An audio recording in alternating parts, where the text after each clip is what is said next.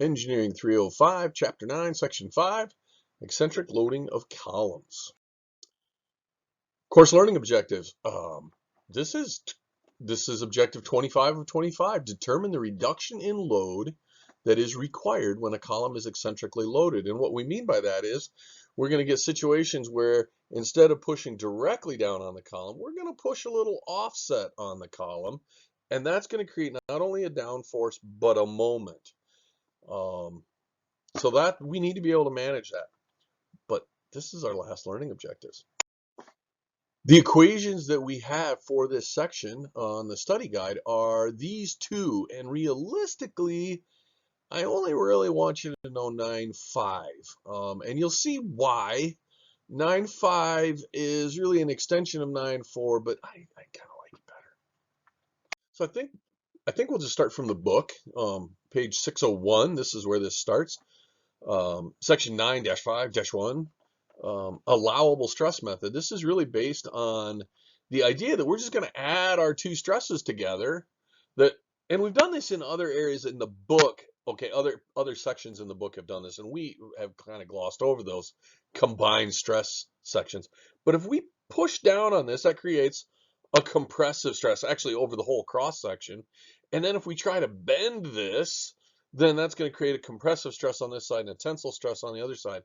And so over here, we're going to say I need the total compressive stress, that total, to be less than the stress allowable. So there's one stress, P over A. There's the bending stress, MC over I, and that has to be less than the allowable stress. Now, what's the allowable stress? Well, here's kind of the problem that we have, and that is the allowable stress is usually done by modern codes, which are determining those bending, the column buckling stresses, which are not all contributing the same way. So this is usually a pretty conservative design, and that might not be.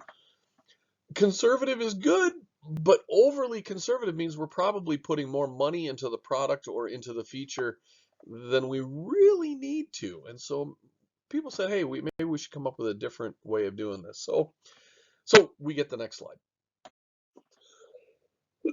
Lower on the page, what they did was they divided by the allowable stress, and we get these two terms, which are really not surprising at all. And this equation is not any different. It's just expressed differently. But there's a key concept here, and that is the allowable stress in compression might not be the allowable stress in bending. It might be that sigma allowable is not equal to sigma allowable. I know that's a weird one, but we can tolerate more in more in bending than we can in buckling. So maybe those shouldn't be the same. So smart people came along and they gave us equation 9.5, where now it's clearly written out.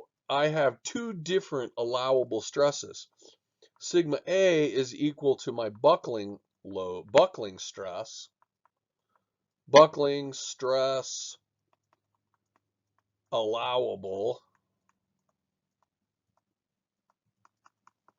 right? Where stress B is equal to my moment stress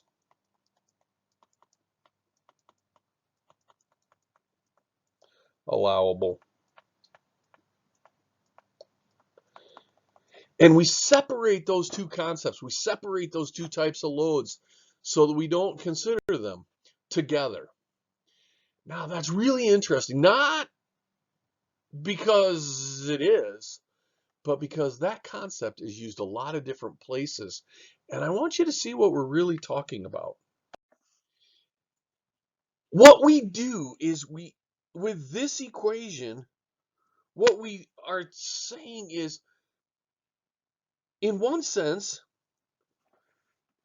this beam has one life or one total stress or one, and I can use that up this way or this way.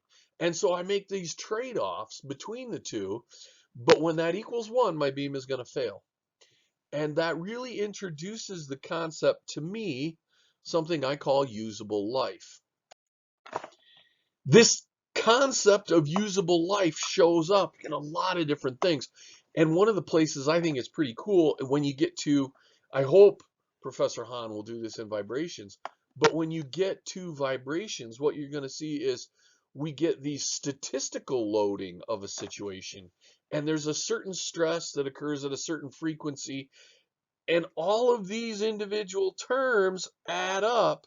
And when the stresses on that part equal 1, we're all done.